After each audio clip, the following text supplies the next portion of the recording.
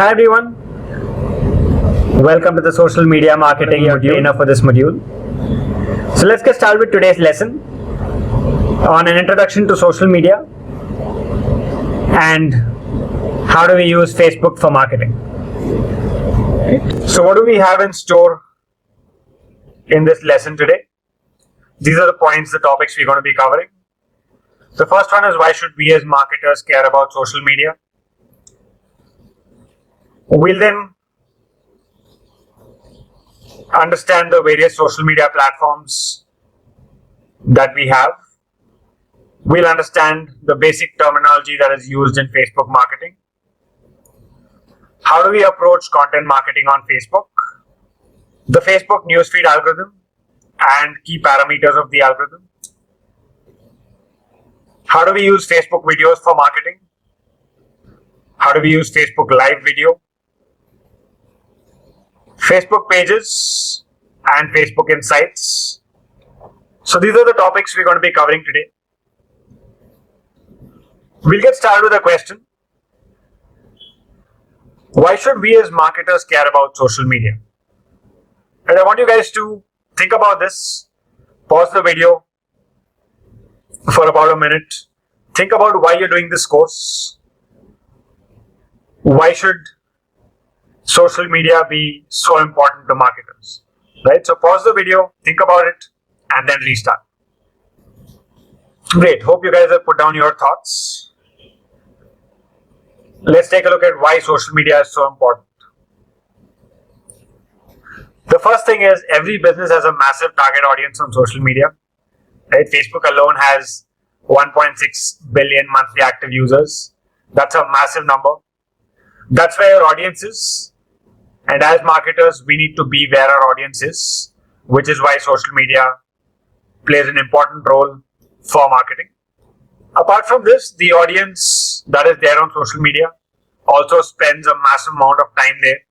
As you can see, nearly 28% of all media time spent online is spent on social networking. So again, as marketers, we need to fish where the fish are. Our audience is on social media. They are spending a large amount of time there. And that is precisely why we as marketers need to ensure that we can reach out to our customers effectively through these social media platforms. So talking about social media for marketing, there are different business objectives which you can use it for. The first one is brand awareness. You can use social media to drive brand awareness, visibility for your brand, build that top of mind recall, drive engagement with your target audience. You can also use social media for lead generation, for driving inquiries for your business, driving sales, revenue. And the third key objective that you can use social media for is listening and monitoring. Right? Social media is all about conversation. We'll see this over the next few sessions. Social media is all about conversation. And we as marketers need to be present there to listen to what our customers are saying about us, listen to what our customers are talking, monitoring mentions of our brand, understand what the brand perception is in the minds of our target audience. Okay. So let's now take a look at the various social media channels that we have and understand a little bit about each one of them, the target audience that is present there and how we can use them for our business objectives. So these are the key social media channels that are being used today. You have Twitter, LinkedIn, Facebook, Pinterest, Snapchat, Instagram, and YouTube. Right, so let's take a look at each of these one by one. We'll start with Facebook, which is the biggest platform out there. We just saw it's got 1.6 billion monthly active users.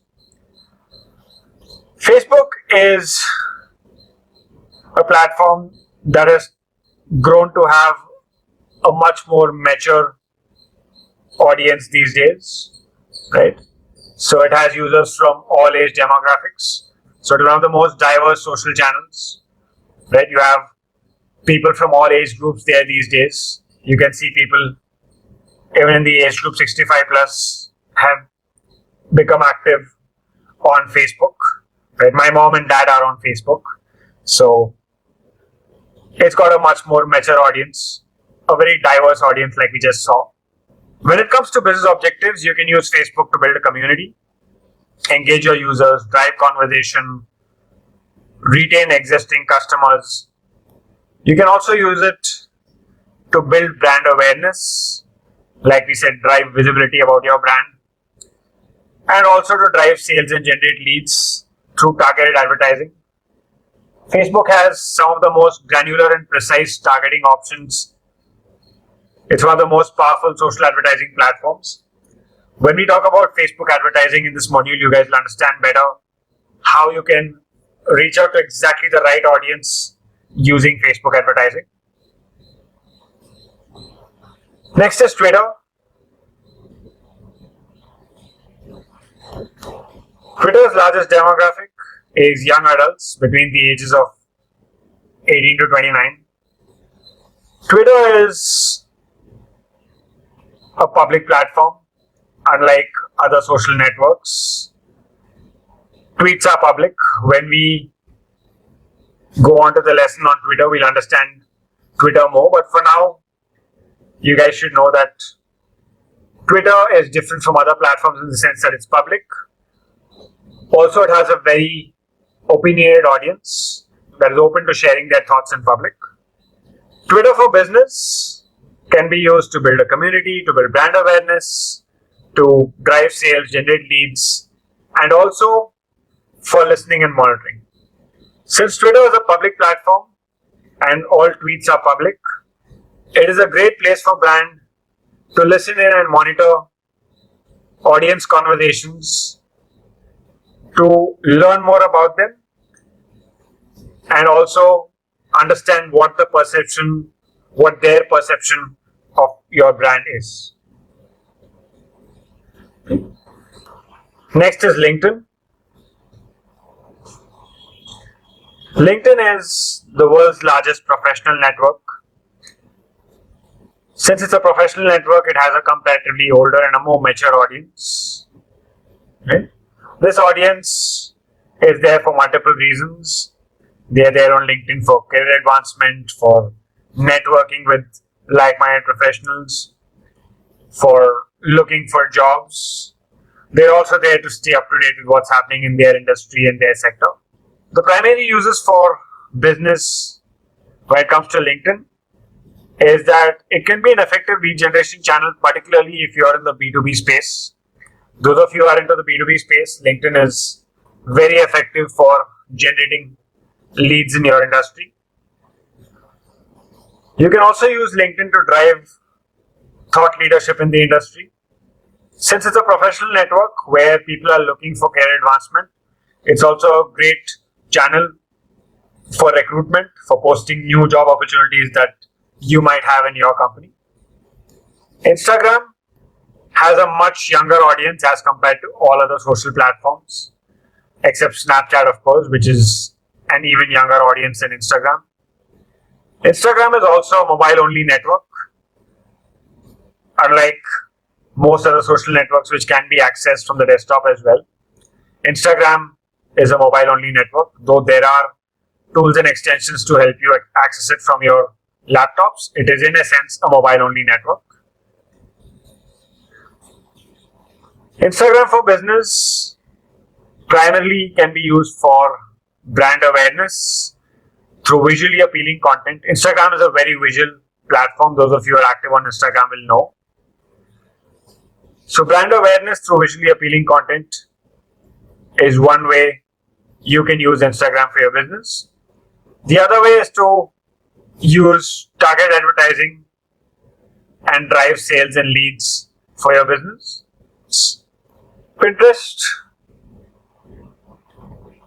as compared to other platforms, has a predominantly relatively young female audience. It's one of the only platforms with a gender bias, more women than men who are active. Pinterest is a popular place for anyone looking for inspiration on fashion, accessories, wedding, cooking, or even your DIY projects, do-it-yourself projects. For business, Pinterest can be used for brand awareness, again, through sharing visually appealing content. Next is Snapchat, which is the newest social media kid on the block. It has the youngest audience amongst all social platforms. Most of Snapchat's audience are millennials in the age group 15 to 25. Okay. Snapchat for marketing is still in its nascent stage, though a lot of brands have begun experimenting with it by using it as a platform for storytelling, as a platform to share behind the scenes and exclusive content, and also for engaging and interacting directly with your fans.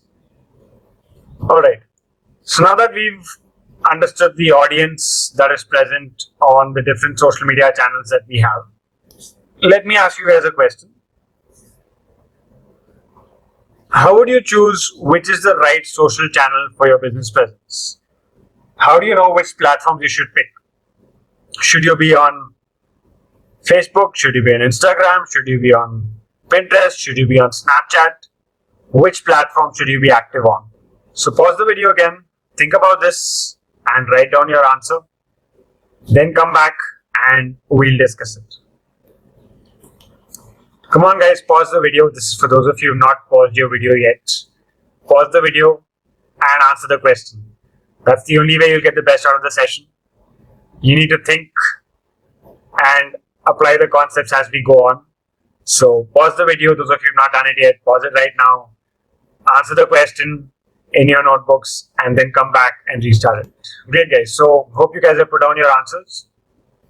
I'm going to give you the answer now and then you guys can check if your thought process was on similar lines. So the answer is as simple as this. The target audience for your business must be active on those channels. To give you an example, let's say that your business has a target audience in the age group 35 to 50. So would you be active on Snapchat? Would you choose Snapchat as one of the platforms to be active on? Well, your answer should be no, because Snapchat has a target audience which is millennials. The audience that is active on Snapchat is largely in the age group 15 to 25. Your audience is in the age group 35 plus. So Snapchat might not be the best platform for your business to be active on. Even though it might be hot, it might be new, it might be upcoming. It doesn't make sense for you to be there just because it is hot. You will only be on a platform if your target audience is active there. Right? So hope you guys have got that point clear. Let's move further into content marketing on Facebook. Right? We'll understand how do we use Facebook pages to reach out to our target audience.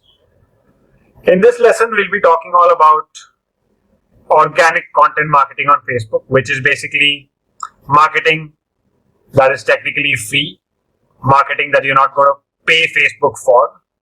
In your next lesson, we'll be covering paid advertising on Facebook, which is Facebook ads. For today, we'll look at how we can use content to drive awareness and reach for our brands organically.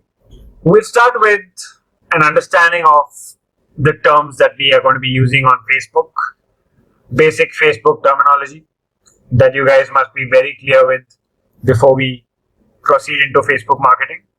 So the first set of terms that you see there is profile, page and group. You can exist as on Facebook as three entities. You can exist as a profile, a page, or a group. Now I'm sure we all have Facebook profiles. I'm pretty sure most of us or almost all of us are active on Facebook. So we all know what a profile is. A page is a business page on Facebook. It's different from a profile in the sense that a profile is for a user and a page is for a business or a brand. You can add a profile as a friend.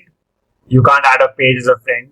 You don't have an add friend button on a page. You only have a like button. You can only like a page. After a while, we'll go and take a look at a live page demo so you guys will understand business pages better. The third one is a group. A group is basically a community or a forum on Facebook. I'm sure all of us here are part of at least one Facebook group. You could have a group for different reasons, purposes, and objectives. You could have a group for, let's say, social media marketing, where everyone who is interested in social media marketing is in one single group, sharing their knowledge, their thoughts, their expertise, asking questions. You could have a group for like-minded people. You could have a group for, let's say, your school alumni, for your college alumni, right? So those are groups on Facebook. Next is reach and people engaged. Reach is the number of people your post on Facebook has been shown to. Right, I'll repeat that. Reach is the number of people your post on Facebook has been shown to.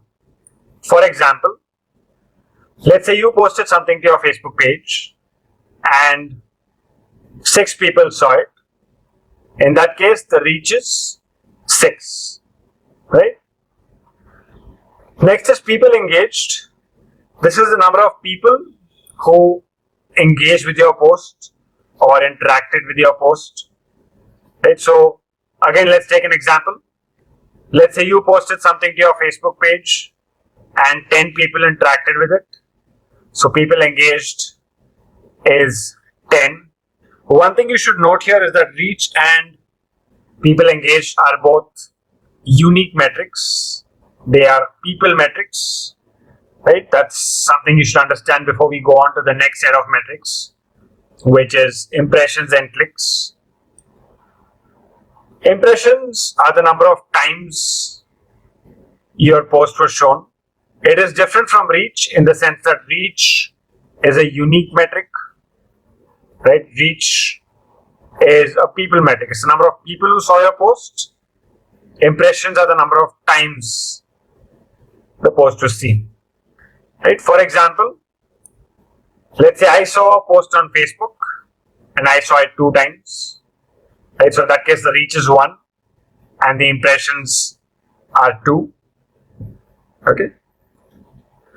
Next is clicks. Clicks are any interaction on a Facebook post. Any interaction. So it could be any so-called click on it, a like, a comment, a share, a reaction, a click on the link, a click on the image.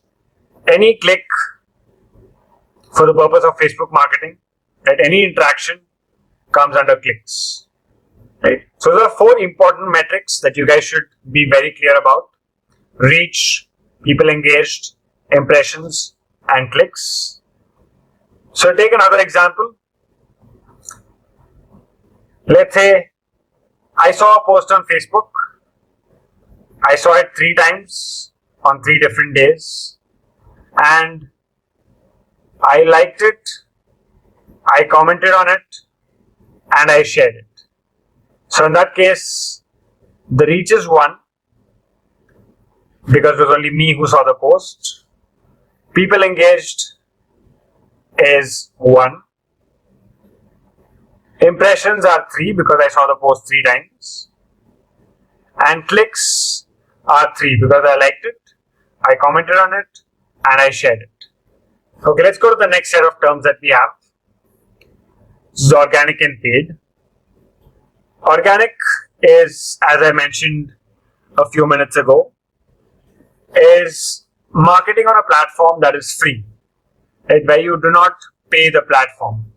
So any marketing on a platform where you don't pay the platform is called organic. For example, creating a Facebook page is free. Posting to your page is free. So any results that you get out of these activities is organic. Paid is when you are paying the platform to get reach or achieve your business objectives. Another word for paid is sponsored or just ads. So we also call them ads. So when you say ads, ads are always paid marketing. Organic marketing is where you don't pay the platform. Next is conversion. A conversion is the desired action that you would want your user to perform. So to make it simple, a conversion is any action that you want your user to take. Let's say, for example, you want a user to go to your site and fill up a form. So that is a conversion that you defined for yourself. Let's say you want a user to go to your site, you've got an e-commerce website, you want them to go make a purchase. So that is a conversion. Let's say you want your user to go to your website and sign up for your email newsletter. So that's a conversion. So any of these actions that you define as the desired action you want your user to perform is called a conversion. So conversions could be inquiries, could be filling up a lead form, could be completing a sale on your website, a purchase. All these are termed conversions.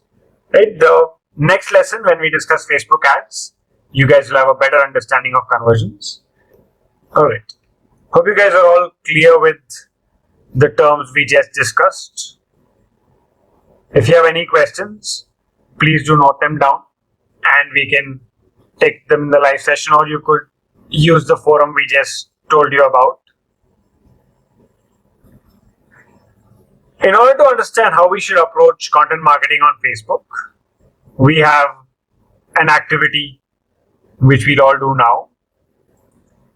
So what I want all of you to do is pick up your pens again and your notebooks and write down 5 activities that you as a typical user do on Facebook, right?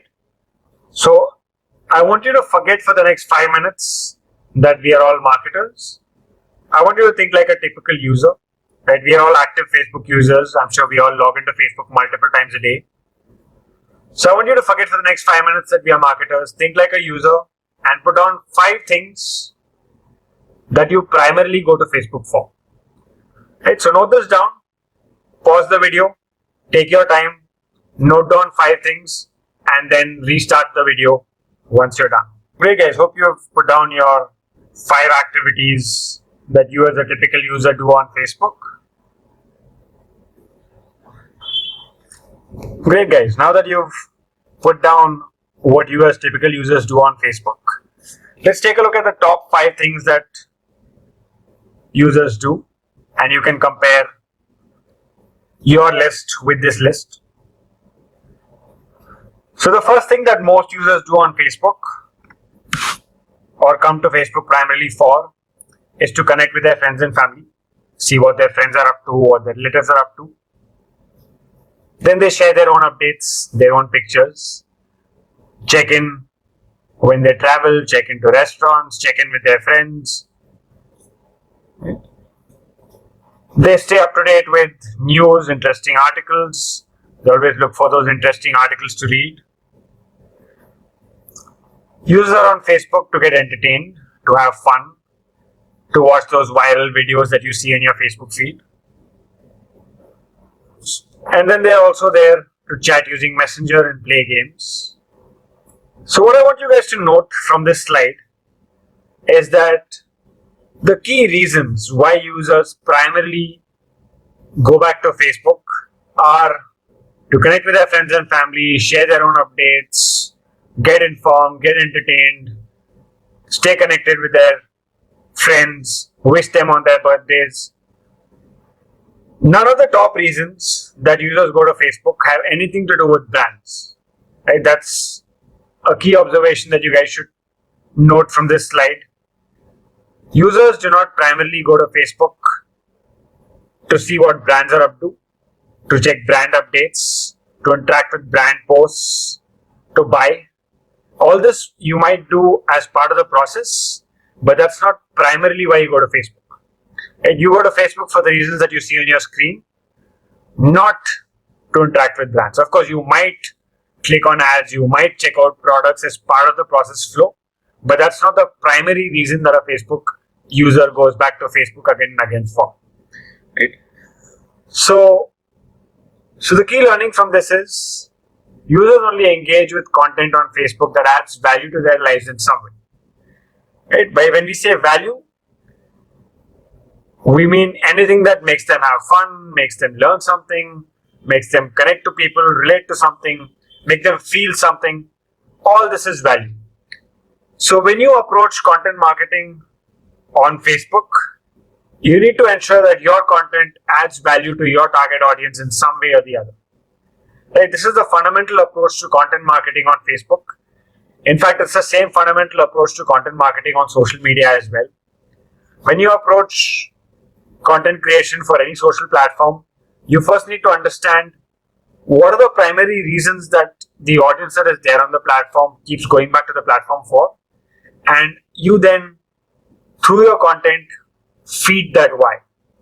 Right? You first understand why does this audience come back to this platform, and then give them content which adds value to their experience on the platform.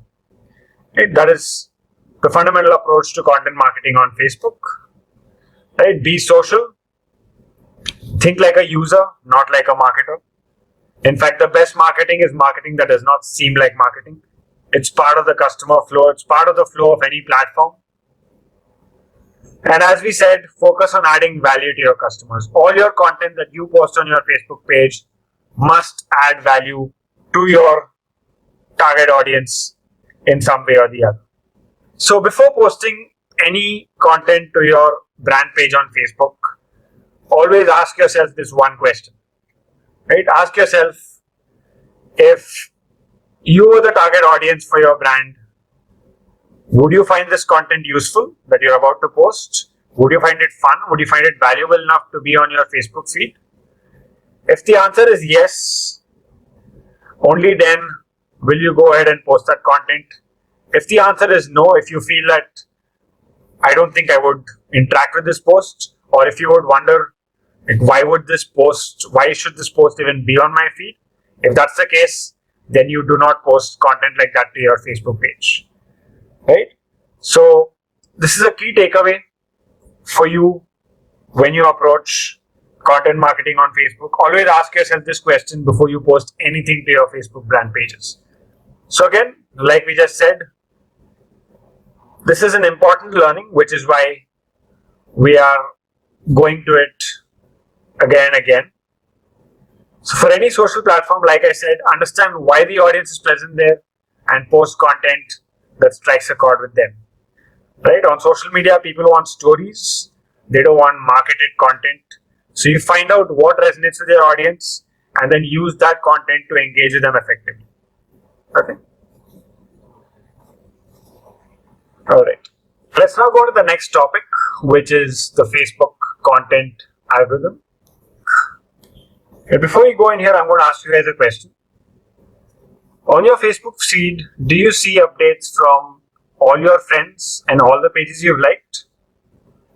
Or do you see it only from few friends and pages? Right? Most of you would agree that you would see updates only from select friends, select pages. Right? So why is it like that? Why do you see updates only from select friends and select pages that you liked? Or why not all of them? So if you have 1,000 friends, why do you see updates only from, let's say, the top 200 to 300 friends? Well, this is because Facebook will show you only those updates from those friends whom you normally interact with the most. Those friends, those relatives, those family members, those people you care about the most. Right? So this is done through the Facebook algorithm, which filters your feed to show you only the most relevant content. Okay. So why does Facebook have an algorithm? It is to ensure that users see content they really want to see and keep coming back for more of it. Right? So if Facebook didn't have an algorithm, then Facebook says that every user on an average could get about 1,500 to 2,000 updates in their feed on a daily basis. Now, 1,500 updates is going to be way too much for you guys to digest. Do you guys think you can digest 1,500 updates in your feed on a single day? Obviously not, right? What would you do? You'd probably say, I've had enough of Facebook. Facebook is getting too monotonous. It's getting too boring. I'm going to leave it and go to a better platform. You might probably leave Facebook and go to, let's say, Snapchat or any other new platform that is out there in order to get a better experience on the platform. And would Facebook want that? Obviously not, right? Facebook wants its audience to keep coming back. Facebook wants to keep growing its audience. Facebook makes money because of the massive user base that it has, and it will do everything in its control to ensure that this user base keeps growing and its audience spends a lot more time on it, right? That users keep coming back to Facebook multiple times a day and spend a lot of time every day on it. So this is the primary reason why they have an algorithm, which is to ensure that the user experience on the platform is always optimal. So the Facebook newsfeed algorithm, which decides what should show in your feed, takes into account about 1 lakh parameters. So nearly 100,000 parameters go into deciding what you should see in your newsfeed. Right now, as marketers, it is not going to be possible for us to keep in mind 1 lakh parameters. Right? It's nearly impossible. And if we could, Facebook would never reveal that information. Algorithms are patented, they're highly secretive. Facebook will never tell you what those 1 lakh parameters are. So, how do we get on the better side of this algorithm? How do we ensure that our content that we post reaches our users, or the algorithm on Facebook shows our page content to more and more users? That is by posting content that contributes positively to the user experience on Facebook, right? Always ensure that whatever you post is only enhancing your audience's experience on Facebook. If you can do this, then you'll never have to worry about all the factors that go into the algorithm. You will always have the algorithm on your side, right? So focus on providing value to your users, which is what we've learned earlier as well. Add value. Don't worry about your reach. If you're adding value, if you're getting engagement, reach is incidental to that. Right? Focus on adding value, focus on engaging your users. Reach will follow, awareness will follow, visibility will follow. Okay. So that's another key learning for you guys from today's lesson. The first one was add value to your users. The second one is always ensure that your content contributes positively to Facebook's user experience. If you can do these two, then you will never have to worry about your reach as much, because you will still get the best reach on Facebook as compared to any of your competitors in the space. Right? Okay. So let's understand what are some key factors in the Facebook algorithm. We said there are about 100,000 parameters that are there. What are some of the key factors that Facebook takes into account? Let's take a look at that. So one of the factors that Facebook takes into account when deciding what you should see in your feed is your interest in the brand that is posting. For example, let's say there are two brands, A and B. Whenever brand A posts, you always engage with their content. You like it, you share it, right? You possibly comment on it. When a brand B posts, sometimes you like it, sometimes you don't. So Facebook is going to say that you are more interested in brand A than brand B. So in this case, brand A's content will get more preference in your newsfeed, right? That's interest. The next factor is the post itself. So the post that a brand has posted, what is its performance amongst other users? So let's say there's a post on Facebook, and if a lot of users are liking it, then Facebook knows that this post is probably very good content, and it will start showing it to more users, more similar users, right? So first one was the user's affinity and interest in a particular brand. Second is the current performance of a post that's just been posted. How is it performing? Third is the brand that is creating the post. What is the past performance of that brand overall in terms of its content? So let's say if you as a brand are creating content, what is the past performance of all your posts? Do users like your posts in general? Do they engage with your posts in general? That is another thing that Facebook takes into account. when choosing whether to show your content to users or not, right? So when you post content, always ensure, as we said, that your content is engaging, in which case you will automatically clear these parameters in terms of your users will always interact with you, your users' interest in your brand will be high, your posts will continue to perform well. As a brand, all your posts will perform well, which makes Facebook algorithm know that users love to see content from your brand. So that's an important factor. The next one is type. So which type of post does the user normally prefer? Different users prefer different post types. For example, some users might prefer videos, some users might prefer images, some users might click a lot on links. So based on the content a user interacts with most, Facebook will choose to show them similar content types. And the last one is recency, which is how new is the post. Generally, newer posts tend to get preference in the feed. However, if there's an old post that is continuing to engage people, it will still continue to be shown by Facebook as long as it is engaging, right? So these are some key factors. This is a very simple equation. As I said, the algorithm looks at nearly 100,000 very highly personalized, customized factors when determining what it should show to users in their feed. So this is just a simplified equation to give you an idea of how this algorithm works and some of the factors that it takes into account. So let's take a look at some of these factors of the algorithm and understand some of them in a little more detail. So the first one, like I told you, is engagement trumps reach. Focus on engagement, reach will follow. Like I said, focus on adding value to users. Reach is incidental to that.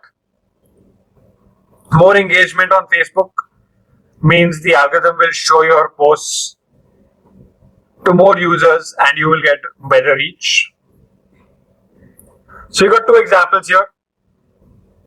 Post 1, which has reached 1,000 people, got 5 likes, 2 comments and no shares. And post 2, which has reached 500 people so far and has already got 20 likes, 10 comments and 5 shares.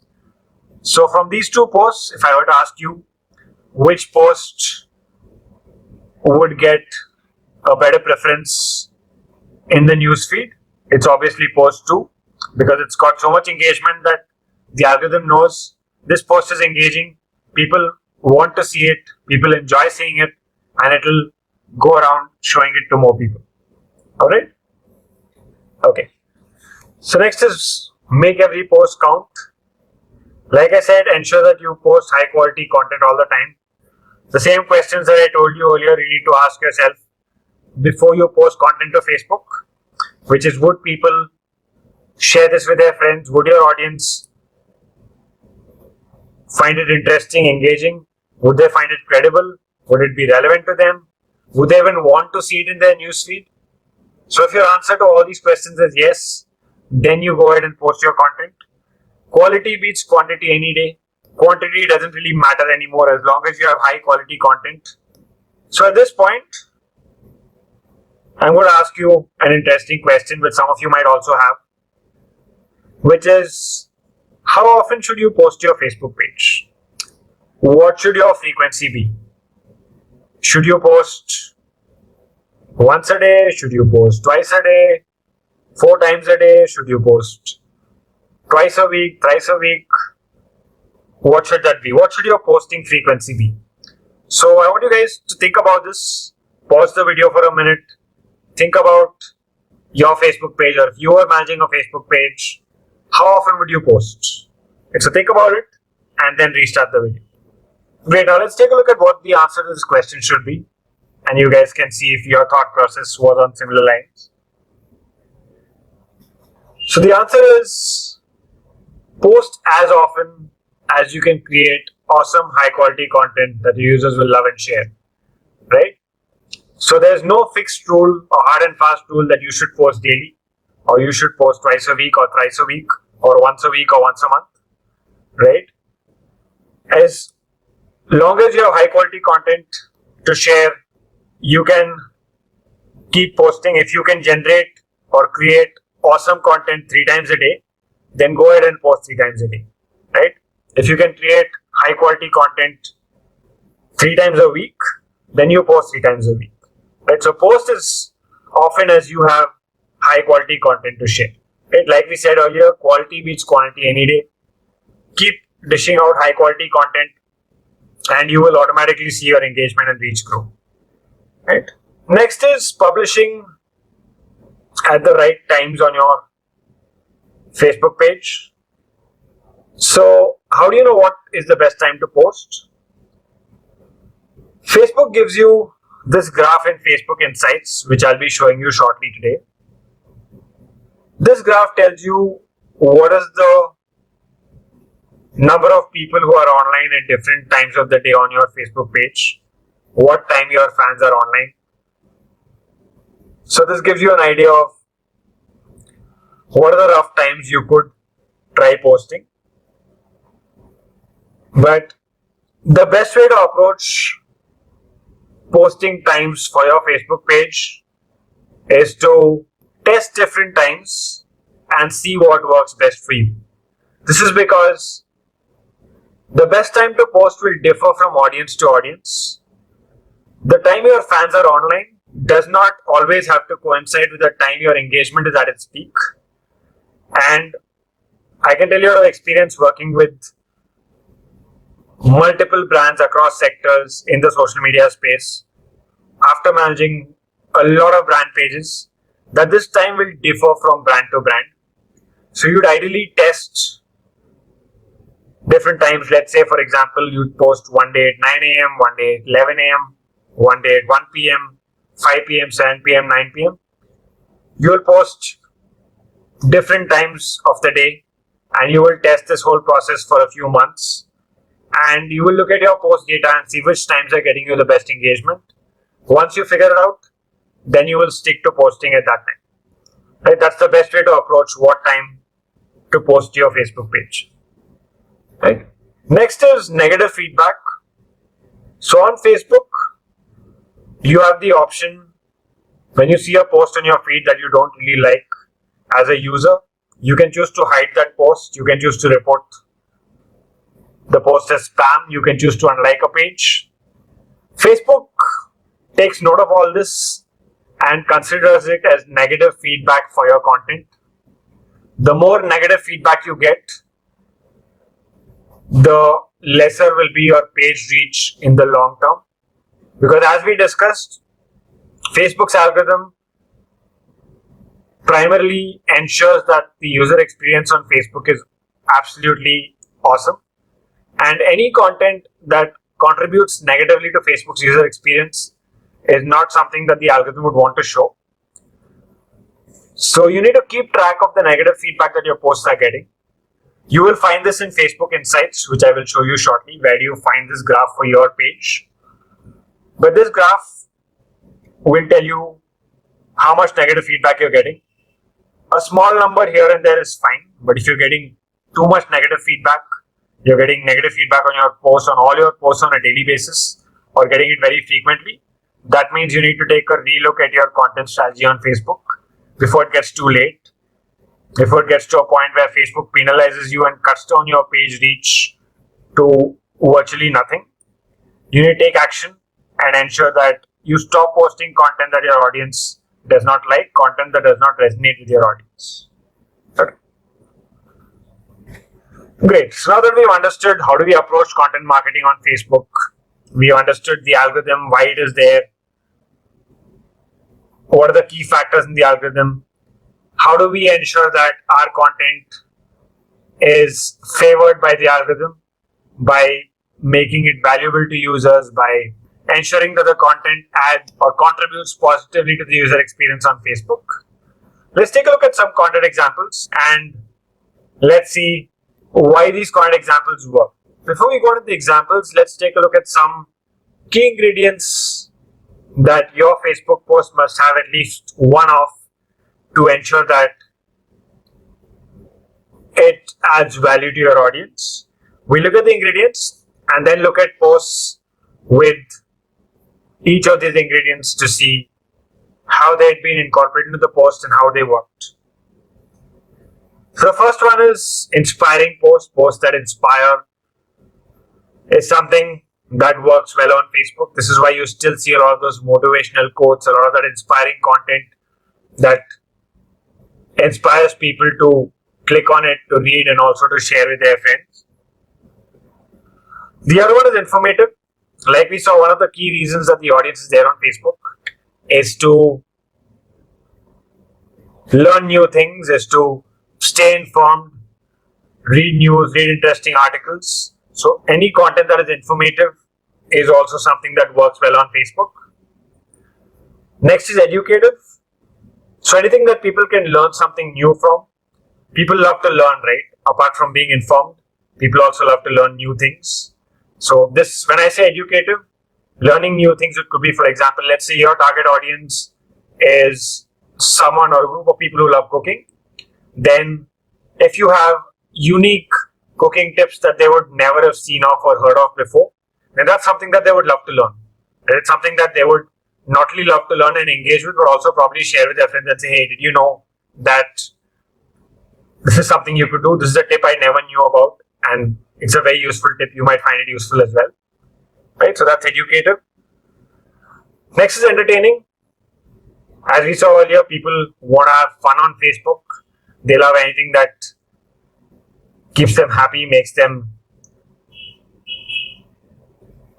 enjoy their time spent on Facebook. So anything that entertains people, could be a fun video, could be something that's humorous, content that's funny, right?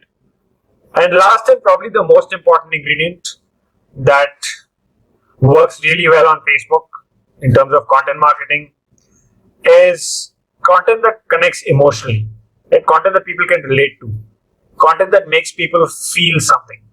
This is stuff that really works on Facebook, right? So let's take a look at examples of content that have either one or a combination of these ingredients, and let's see what made them work. Okay, this is the first example. This is a video from the brand Exigo, which is a travel brand. Some of you might have seen this video in the past, and I'm not sure how many of you have. It's a short video, just about a minute and 20 seconds. So what I want you guys to do now is pause the lesson, click on the video link, watch the video, then note down reasons why this video worked. You can see this video has got 54 million views, right? 124,000 comments. This video also has over 1 million shares, which is not on the screenshot, but it has over 1 million shares. So what caused this video to literally go viral? So watch the video, put down reasons why you think this video worked, and then come back. Great. Now that you guys have seen the video and put down your thoughts on why this video went viral on Facebook, so let's discuss why it performed so well. The first thing is, was the video relevant to its target audience? Yes, Exigo is a travel brand, and the video is talking about unusual beaches around the world. So yes, it is relevant to the target audience. Second is, does it add value to the audience? Yes, it does. It informs them about places, beaches that they didn't probably know existed. It also probably makes them feel like these are places they should go to. For example, I don't know how many of you went like wow after watching the video. Like you are amazed by what you saw. So it still evokes that emotion of amazement. It makes you probably want to share it with your friends and say that, you know, we should plan our next trip here, or share it and say that these are beaches I'm going to add to my bucket list. So two ingredients that this video has. One is informational. Second is it still evokes that emotion of amazement, that feeling of wow. Right? So that's this one. Let's take a look at another example. This content is from a brand called Petwish, which sells pet food online. Now, you can see the content here. This is a series of posts on different types of dogs. What is their lifespan? What is the climatic condition that is suitable for them? What is their grooming levels? And one interesting fact about each one of them. So, this content is one highly educative. People who are interested in dogs and pets could learn a lot about different dog breeds. Apart from that, even this content has an emotional element to it, which is it's about pets, and pets are an emotional subject. Those of us who have pets would know how much we love our pets. In fact, one of the key reasons why pet videos are one of the most viral videos on Facebook is because people love pets. This post you can see here has got over 42,000 shares. That's because of the two ingredients we just discussed. One is the educative factor and the other is the emotional connect due to pets. Right? Okay, let's take another example. So each of these examples gives you key learnings on how you can incorporate the various ingredients that we discussed in your own Facebook page content to ensure that you get the best engagement and the best reach. Right? Drive awareness, engagement for your brand on Facebook. So next is content that people can relate to. This is an example from Zomato. We all know Zomato. Zomato is a foodie brand, a brand that lists restaurants that you can check out before you go to them, find the best places to eat. They're also into food delivery now. They're one of the most creative brands on social media. A lot of their posts are very, very creative, and a lot of their posts tend to go viral. This is one example. You can see this has 60,000 shares on it. On the looks of it, it's a very simple post. It just has 3 circles, 3 arrow marks. It says size of the earth, size of Jupiter, and size of the bite your friend takes from your burger. It's a fairly simple post, but it's the idea behind it that counts. It's something that you can relate to. Most foodies would relate to posts like these, and that's what causes it to get shared. So what do we learn? Key learning from here is that if you can have some element in your post which people can relate to, people can connect with, that is the best way to engage with people on Facebook. As soon as they see a post and they go like, this is so me, or this is something I've really been through, then that is one of the best things you can do to your content. So next, like I said, apart from content that relates, it's also content that connects emotionally. If you can draw an emotional connect to your audience, to your users, through the content you post, that is an excellent way to drive engagement and reach. This is an example from the brand called Practo. I'm sure most of us have heard of it. It's a brand that connects users with doctors, right? So again, I'm going to give you guys time. You guys can pause the lesson, go and watch this video. It's a video that this brand had made for Mother's Day. Watch this video and again put down your thoughts on what made this video do so well. It's got about 43,000 shares on it. So watch the video, put down your thoughts, and then come back and restart the lesson. Go ahead, you can watch the video now. Alright guys, so now that you guys have watched this video, you would have seen how beautifully it connects with the audience over the concept of Mother's Day. Another great thing about this video is how it beautifully connects the brand with the concept in the end. The video ends saying, to the first doctor you ever called, Happy Mother's Day.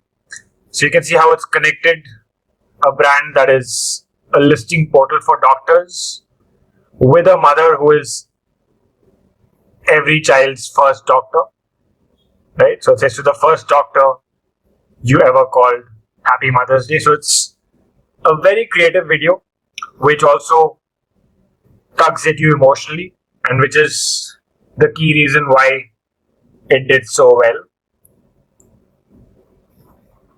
Next, we'll move on to content about wishing your target audience, right? Wishing them on festivals, wishing them on events.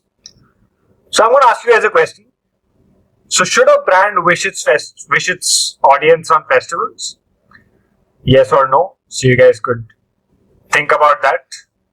Most of you would answer yes here. Most of you would agree that a brand should wish its users on festivals?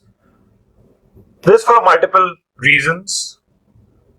The first being, if you actually think about it, who actually wishes you on festivals? It is generally your friends, your close family. So when a brand wishes its audience on festivals, it is in a way trying to build a relationship with you, trying to build a strong relationship with its audience. It is also showcasing the human side of the brand, right?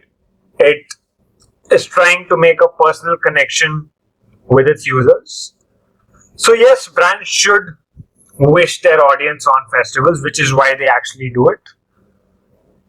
Now, when you make a post or make content that wishes your audience through your social media channels, you need to be creative and think differently.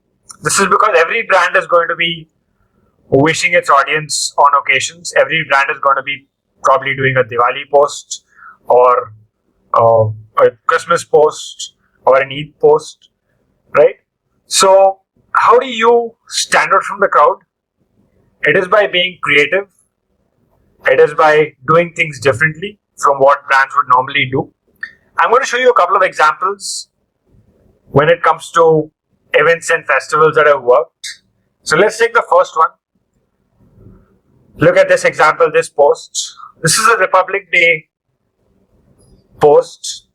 Now on Republic Day, you look at most brands that do a Republic Day post would normally have just the tricolor, just the flag, probably an image of Gandhiji on it and just say Happy Republic Day.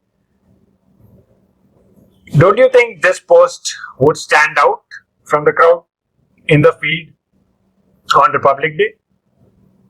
This post, number one, is animated, right? It would tend to catch a user's attention much quicker than a usual run-of-the-mill image. Second, apart from being animated and standing out from the crowd, this post also tugs on an emotion. If you read the line here, it says, "A tribute to those who helped shape the future of India." Right? So it is tugging on another emotion, which is patriotism here. So apart from being animated, standing out from the crowd, it also has a strong emotional connect, right? So all this together is what makes content work. First thing, as I said, is to think 5 steps out of the crowd. In fact, when you do anything digital, you have to be 5 steps out of the crowd all the time. That's the best way to get the best results from your digital marketing efforts. So this is one example of how you could be creative and cut through the clutter. In the process, get more engagement, reach, awareness, and visibility. Let's take a look at another example here. This is a brand putting up a Happy Women's Day post. Again, look at how beautifully and creatively it's been done. You have a house falling apart. You have a woman coming in, literally preventing the house from falling apart. Right? So it says, "To the women who hold our homes together," literally, Happy Women's Day. Now this is something that people would share. Women would share it. Men would share it for the women in their lives. So again, this is how you come up with content that is creative in order to stand out from the crowd. Right? This is again content that gets you engagement and reach. Alright? Okay, next is another type of content, which is leveraging trending topics, talking about things that people are already discussing on a day-to-day basis. Right? Amul is king of this. They've been doing this for ages, even before social media was born. They've been doing this through newspapers, through hoardings for decades. Right? So this is a great way to approach your content as well. If you can find topics that people are talking about, topics that are trending on a day-to-day basis, find a way to connect your brand to it creatively and then post it to social media. Also add a fun humorous element to it wherever possible. So this is again content that tends to work really well because it is fresh, it is relevant, it is topical, right? It is something that people are already talking about. Here's another example of content that I told you people can relate to. Content that people can relate to is content that gets shared. Right? This is an example of a post. This post was published to Facebook on 29th of February, which happened to be a Monday, right? So the post says there's one extra day in the year and that also is a Monday. And it has this animated image of this guy sitting in an office and crying about it. This is something that most people would relate to, right? It's something that you would share with your friends, with your colleagues, right? You would immediately want to share and remind them about the fact that here, one extra day we've got and it's a Monday. Let's all cry about it together. So this post was from the brand Tata Docomo. You can see the brand logo at the bottom here. Now, is this post relevant to Tata Docomo's target audience? Yes, of course. We all use mobile phones. We all use prepaid, postpaid connections, which is what Tata Docomo sells. So yes, as users of their product, not necessarily from their brand, we still use connections. So we are definitely, almost anyone and everyone is part of their target audience. And the objective here is to build awareness and visibility, build top of mind recall. So let's say today you're using a Vodafone connection and tomorrow you want to change it. Which brand would be top of mind after Vodafone is what probably Tata Docomo is trying to build here. Build that recall for you. So whenever you want to change your connection, you might want to think of Docomo first. Other thing I want you guys to note is, like I said, always post content that adds value to your users. In this case, Tata Docomo is not trying to sell anything. This post is not trying to sell you a SIM card or sell you a postpaid connection or talk to you about their latest product. That's not something people would share. That's not something people would relate to. Their content here is focusing completely on adding value to their users and getting them to engage with the brand, right? So social media is not about direct sales. You avoid selling directly through your Facebook page at least, and focus on adding value to your users wherein they would share content, engage with you, and in the process you build awareness and reach. Okay, all right. So this is an example of a product post. Like I said, and I'll say it again, avoid direct selling on social media, at least through your pages. If you want to sell products, then we normally use social advertising like Facebook ads. But for Facebook page content, avoid direct product posts or sales focused posts as far as possible. Right? And if you ever have to do it, this is a great example of how to get your product posts right. Okay. You can see here, these are two examples from the brand Fast Track. In both cases, the brand is not trying to directly sell the product. Nowhere does it say buy now. Even the price, if you notice, is in one corner of the post. The price is not the focus. The focus more is on showing you the product and again evoking emotions in the target audience. For example, the target audience for the shades on the left would probably be school kids or probably college kids. And the first thing that they would feel when they see this post is something like, wow, this is so cool, right? That it makes you evoke that feeling that this is something I really want for myself. So it more like makes the user want to buy rather than you directly selling it to them. And there's something called the irony of sales, where everybody wants to buy, but nobody really likes being sold.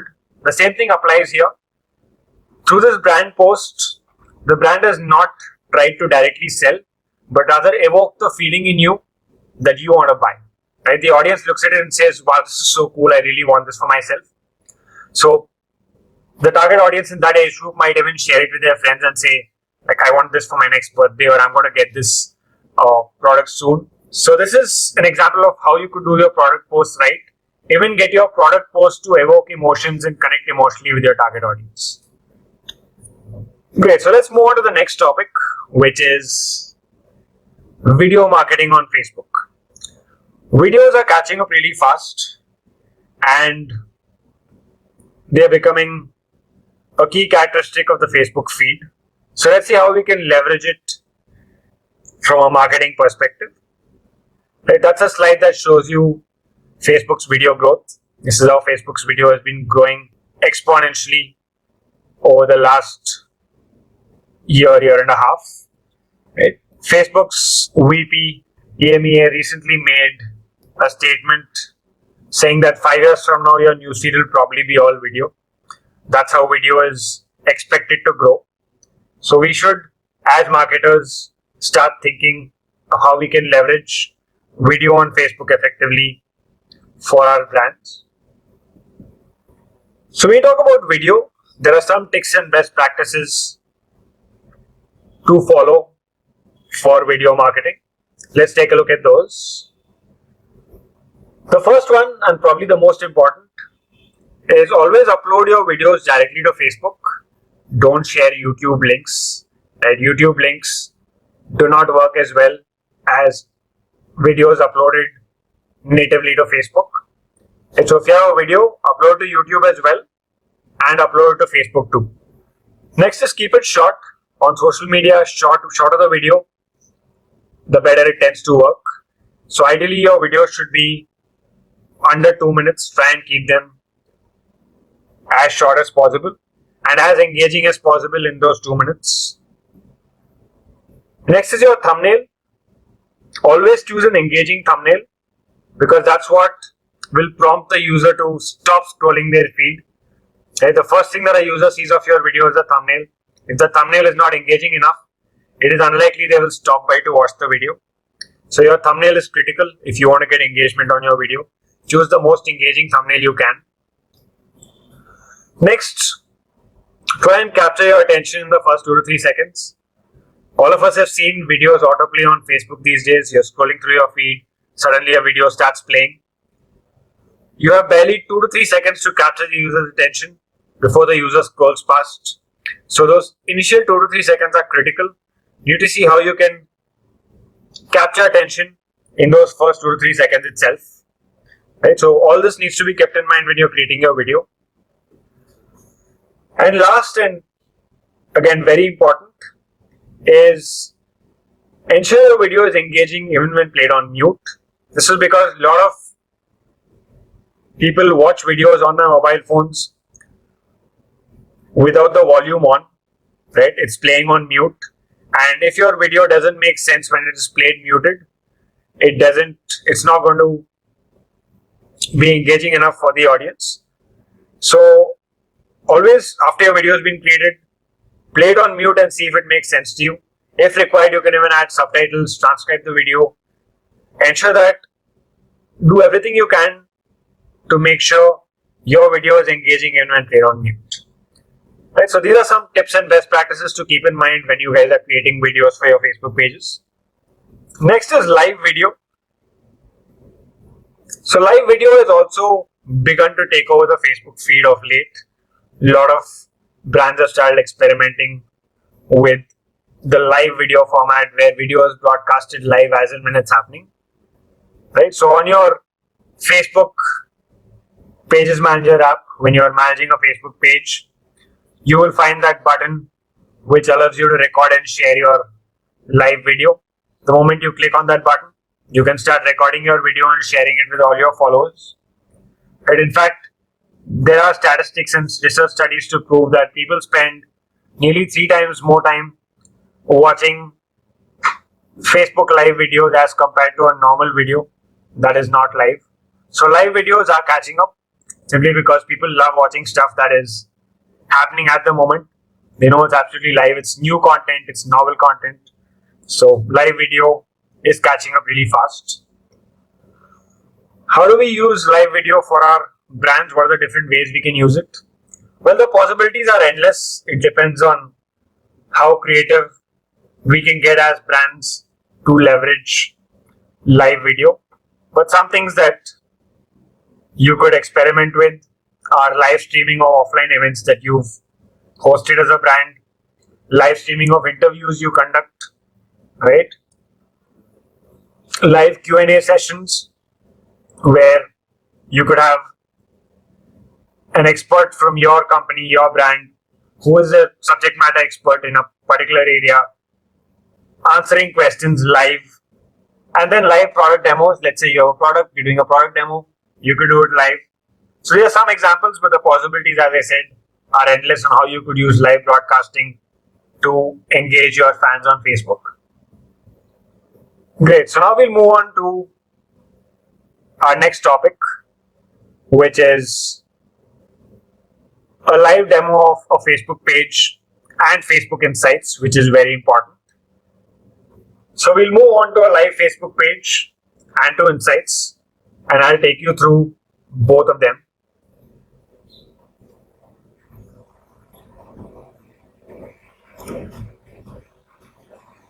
Okay, so you guys now see the Flipkart page on my screen. This is what a business page on Facebook looks like. On the top left corner, you have the profile picture, which is generally the brand logo.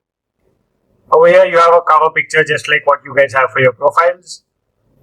This could be something that talks about what the brand does, what the brand stands for, or it could temporarily talk about a campaign that the brand is running or a particular offer that they have live. Right.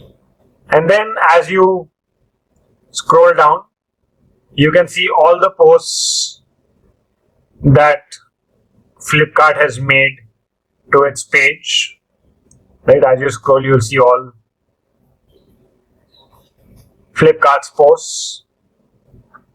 On the left, you have a menu where you can go to different sections of the page. You can go to the About Us section, the Event section, videos, Instagram, photos, post likes and notes. Right. For each of the posts that you have, you can see how many likes and shares the post has got, and also all the comments on it. On the right, you can see how many people have liked the page. Flipkart has over 6 million likes. You can see the About Us section with the website link, videos that the brand has posted, notes, visitor posts. So all posts that visitors have made to the Flipkart page will show here. The great thing about social media is it enables communication between users and brands. So if I want to post to Flipkart and say something, communicate to Flipkart, I can just type here and say post, and it will go into that visitor post section. Right. So this is a page on Facebook that I do not manage. Right? Let's look at the difference between a page on Facebook that you manage versus a page you don't. So you now see Digital Vidya's page on my screen. This is a page that I have access to, right? That I manage. So let's take a look at the difference between a page I don't manage and a page I manage. The first thing is on top you have an admin bar here, right, with all these menus. You don't have that here for Flipkart. You can't see that. Second thing is, apart from seeing the engagement on posts, you can also see how many people your post has reached. Right? Flipkart, you cannot see that. You can only see the likes, comments, and shares. You can't see the post reach. For a page you manage, you will also know how many people your post has reached. Right? So those are some of the key differences between a page you manage and a page you don't. Let's now go into this insights menu, which is on the menu bar on top. And let's see what are the analytics that Facebook gives us for pages that we manage. So I'm going to click on Insights and go into the Insights tab.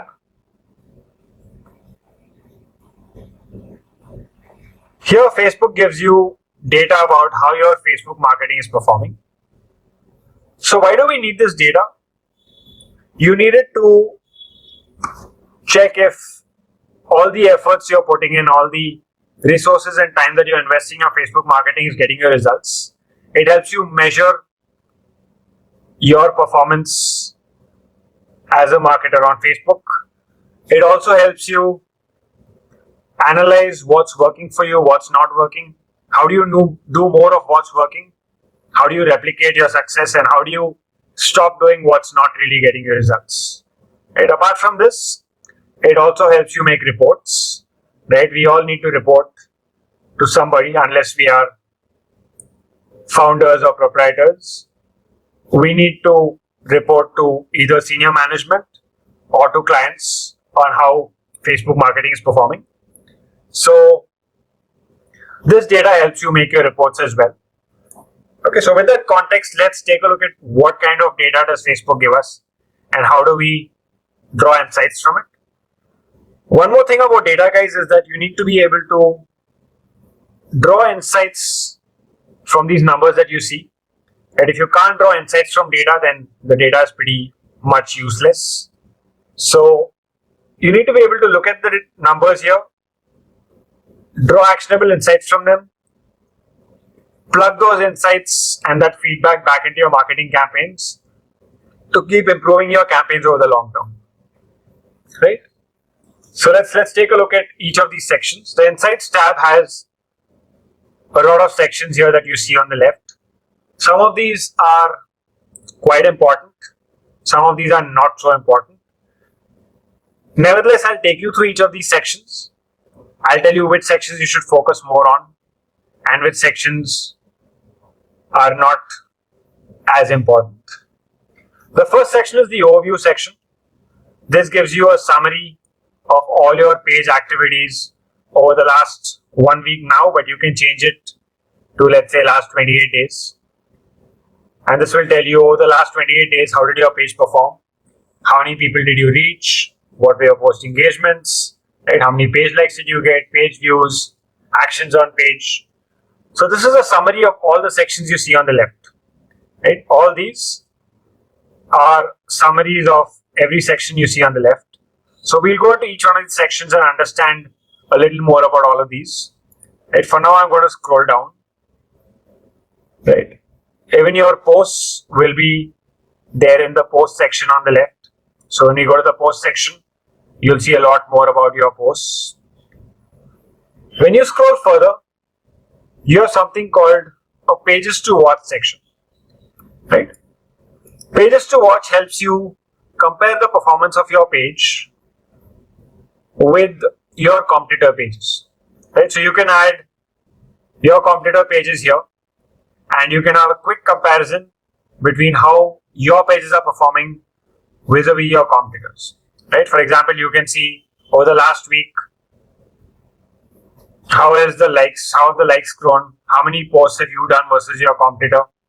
How is your engagement performing versus your competitors? So it's a quick snapshot of your competitors' performance on Facebook in the same time period. So it's a useful feature, good to add your competitors' pages here, and you can do a check from time to time to compare your performance versus theirs. Adding a page is simple, just click on add page. You can search for your competitor's page. Right? So for now, just for example, I'm going to search for Flipkart. And you can see Flipkart here. So then you click on watch page, it will get added to your pages to watch list and then you can monitor it. So it's a great feature to compare yourself with your competitors, pages to watch. Right? So let's go to the next section on the left. The promotion section is broadly for paid advertising and for creating new ads. So we'll cover this more in the next lesson. When we talk about Facebook ads, we'll talk more about creating promotions on Facebook. Next is the likes section. This section tells you how your page likes have grown over the selected time period. So you can choose a time frame. The default time frame is the last 28 days. So you can choose the time frame. So let's assume that I want to make a report, let's say for the month of August. So I can choose August 1st to August 31st. So that's a 1 month period. And I can see how my page likes have grown. So it was 40,400 on August 1st and 40,810 on August 31st. I can also click, hold down and drag this to check what are my page like sources, where did my page likes come from. So you can see here, most of the page likes came from people who came to my page and liked my page. Uncategorized desktop and uncategorized mobile are sources that Facebook has not been able to tell with accuracy where these likes came from. And you can see what percentage of your likes came from ads, right, from search, from the Facebook API. API is the application programming interface. So some of you would have seen these like buttons outside of Facebook on websites, for example, or share buttons.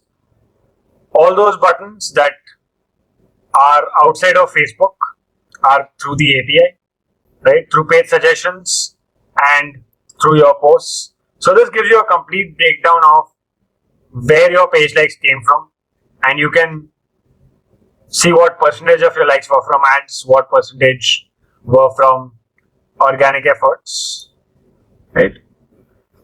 As you scroll down, you can see the next graph which tells you what were the net likes for your page, right? It shows you on a daily basis how many organic likes you got, how many paid likes you got, what were the number of unlikes, and what was the net like growth.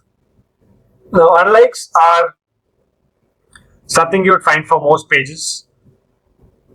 A small number of unlikes on a daily basis is normal, especially for a big page. For example, Digital Vidya has about 40,000 fans. 5 to 6 unlikes on a daily basis is fine. There are multiple reasons why people unlike a page. It could be because they're not interested in the content anymore, right? That's normal. Let's say somebody liked the Digital Vidya page about 3-4 years ago and they're not interested in digital marketing anymore. They might just come and unlike it. Also, if the content is not relevant, some people don't find the content relevant, or if it's too annoying, there are too many posts, too many updates, they might come and unlike the page. So this number is not alarming as long as it's a very, very small fraction of your page fan following. However, if it's a big percentage of your fans, for example, if you have only 1,000 fans on your page and you're losing 10-15 likes every day, then it's a cause for concern. You would need to check if something's going wrong with your content strategy. What are you doing wrong? And you'll have to look into it and take action before your community starts dwindling and your fan following starts diminishing, right? So that's the daily likes and likes and your net likes on a daily basis. This net like should always be positive, right? It should ideally never drop below 0, so that way your community size is always growing on Facebook. Right, the next graph that you have here is a graph of where your page likes happened. Basically, it's your page like sources, which we've already seen, right, on your page, uncategorized desktop ads. It's the same information that I showed you earlier by dragging and dropping over here. The same information that you have here is in visual format over here on a daily basis. So I normally find this information more easy to consume as compared to what you have here, right? But you should be aware that you can check it in both places. So that's the page likes tab. You get all the information about how your community is growing. Is your community growing? Where are the likes coming from, right? And then you have the reach tab, the reach section, which is next. This gives you information for the same time period on the total reach of all your page posts. Right, this is the definition of reach again for those of you who don't remember. The number of people your posts were served to. So you can see here on a daily basis what was your organic reach and what was your paid reach. Paid reach is from the ads that a page is running, ads that we'll talk about in the next lesson. Organic reach is reach that you get organically without having to pay the platform. So you can see that over here. Then when you scroll further, you can see how your engagement on the page is doing. What are your shares, reactions, and comments on a daily basis, right? You can also analyze and see, okay, we've got a lot of shares on this date. What did we do here? What activity did we perform that got us so many shares? So this data helps you analyze what's worked, what's not worked. Then you can see a breakdown of the reactions. How many people reacted to your post versus liked your posts. So not too many reactions here on this page. Most of it is likes. As you scroll further, you have the negative feedback report that we spoke about a little while back, that I showed you, telling you that Facebook's algorithm penalizes pages that have too much negative feedback. This is why you check your negative feedback for your page. You can see how many hide posts or hide all posts or spam reports you are getting on a daily basis. So a few here and there is fine, but if you're getting too many of these on a daily basis, then you need to revisit your content strategy and check where you're going wrong with it, because this obviously means that your audience does not like your content. They hate it so much that they click on hide post or spam reports. Okay, so this is where you find that data. Next is the total reach. This is the reach of your entire page, including your page posts. So what we saw here was the reach of your page posts. What we see here is the reach of the page, including the posts, including what other people have posted to your page, including any page like ads that you are running, and any mentions of your page and check-ins. Right? All these put together is the total reach of your page itself. Right? So that's the reach tab, reach section, where you've got information on how many people you are reaching on a daily basis or in a particular month that you've chosen. You also get information on your negative feedback, negative engagement on posts. Okay. So let's go to the next section, which is page views. This is not really a critical section. Not too much data you get here, but this tells you how many people came to your Facebook page and viewed it. It gives you the views as well as the people who viewed.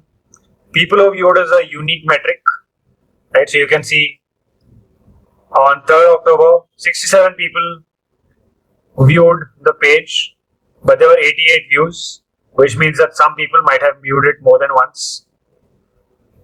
Not much you can do with this data unless you really want to know how many people are coming to your page, checking it out. Otherwise, it doesn't help too much. Not too many people come. Even if you look at Vidya's page, out of 40,000 strong community, we barely get 40 to 50 people on a daily basis. Right? So again, not much actionable insight, but you need to be aware that this is where you can find this data. If at some point you ever want to check how many people are coming to my page and viewing it, this is where you find that data. Right? The next section is your actions on page section, which gives you data of how many people clicked on the various call to action buttons in your page, how many people clicked on your phone number, on your website, on your action button, which is this button. For example, Flipkart has this call to action button saying shop now, which when you click on it will take you to the Flipkart website. So this data tells you how many people clicked on that button. Right, so 2 action button clicks here and 1 website click. Again, not very great data. Those of you who have pages can check this out for your page as well. These clicks are generally very, very low. Even for Distridya, again, 40,000 fans and you get just 1 website click here and there. So not too much, but again, you should be aware. If you ever want to know, come and check data on how many people are clicking on my button. This is where you find the data. Right? Great. Let's go to the next section then. The post section. The post section gives you a list of all the posts that you published to your page in the order of date, starting from, you can see here, 9th October, 8th October. There's a whole list of posts that have been published. You can see the post along with the reach that it's got and the engagement. And you can keep scrolling down and seeing all the posts. This is a very important section to understand which content types, categories are working the best for you, so you can do more of it. It's a great place to find out which content is resonating the most with your audience. So I'm going to click on reach now and sort this by reach. So I click on reach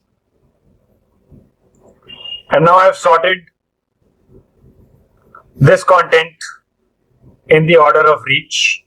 So I can see this post has got about 3,200 organic reach. And most of the posts here, the average reach is about maybe 700 to 800.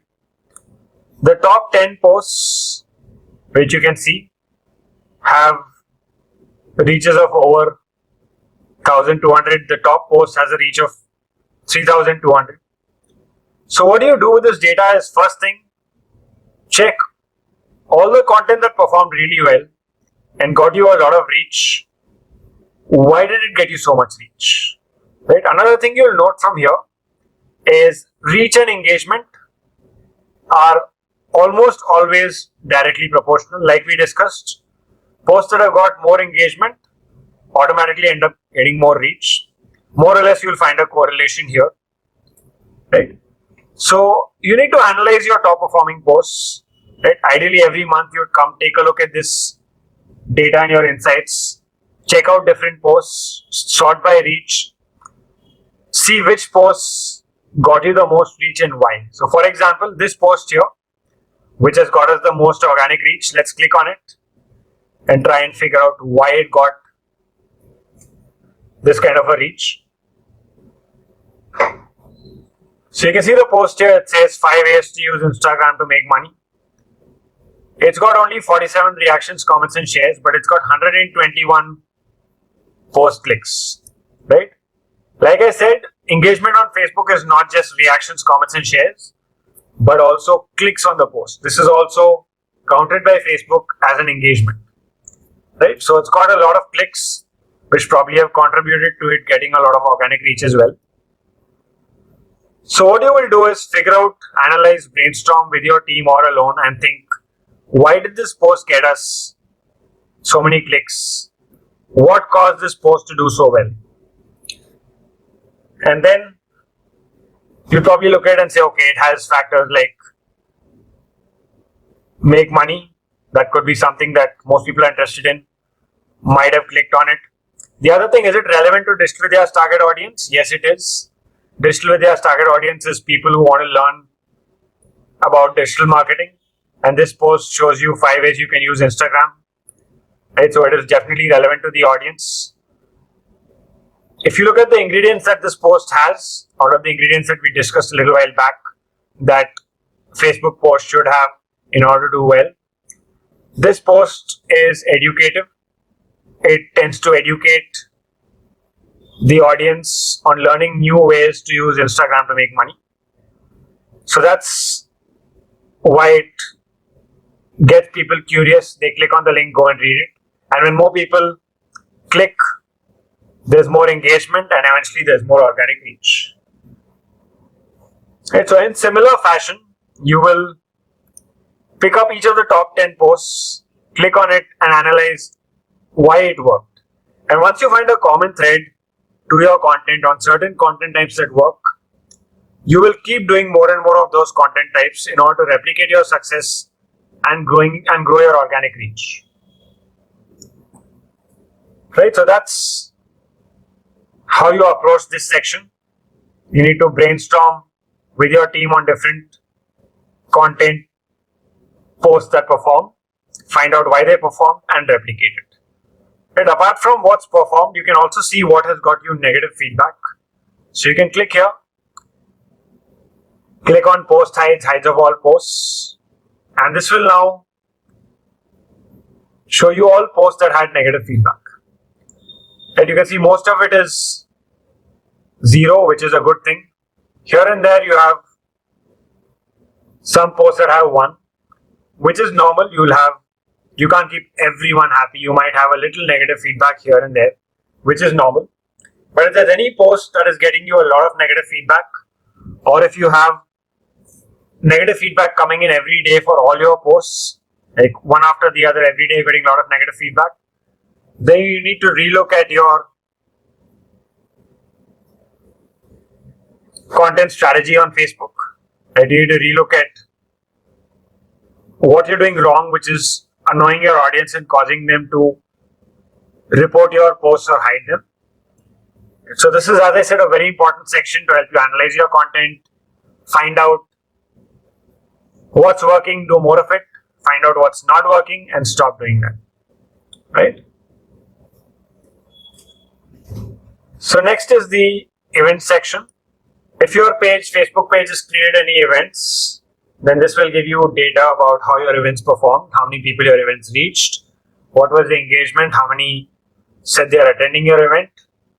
Right? So this is analytics about any event that your Facebook page is hosted. Next is the video section. This section is very similar to the post section.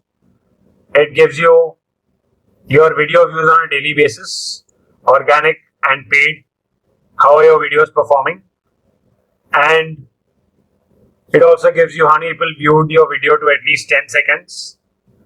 Right? A view on Facebook is 3 seconds. When you say view on Facebook, it is the video being viewed for 3 seconds or more. If you want to check 10 seconds views, you can do that here as well. And below that, you can see, just like your posts, what are your top performing videos. Right? You can see which video got you the most reach, the most views, organically or paid. And once you know what videos are working the best, you can do more of them.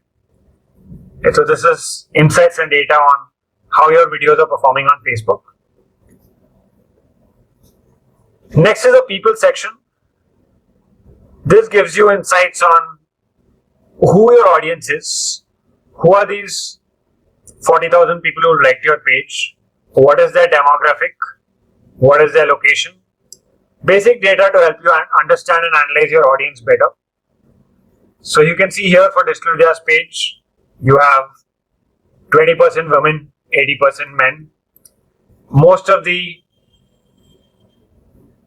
audience is in the age group 18 to 35, which is because digital marketing is a field that a lot of the young crowd is wanting to get into. So 18 to 35 young professionals looking to make a career change or probably wanting to get ahead in their career, add a new skill set. Right? This is the majority of the audience. Nearly 65 to 70% comes from here. Then you can also see the location of your fans. Most of them are from India here in this case. Then you have US, UAE.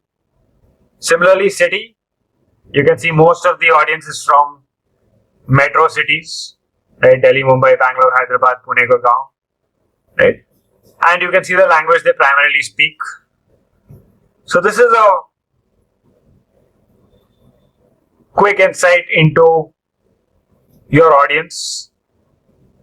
Demographic and location data, not too much more, but you have some idea about the demographics and the locations of your target audience, of your page fans, right?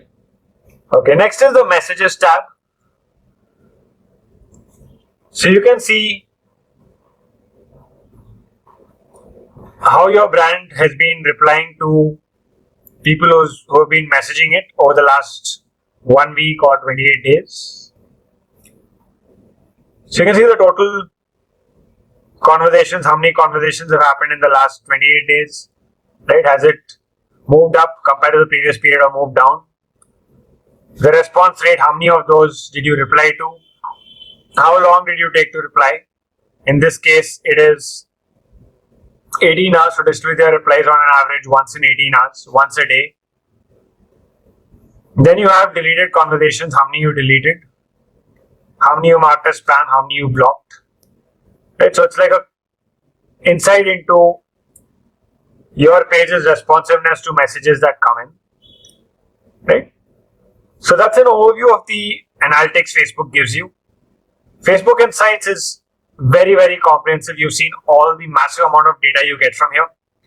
It is one of the best social media platforms when it comes to analytics as well. No other social media platform currently gives you this level of data and analytics that Facebook gives you. Right? You have numbers for everything you can measure, right from your reach to your video views to the growth in your community. Right? Numbers for every single aspect of your page can be found here. Right?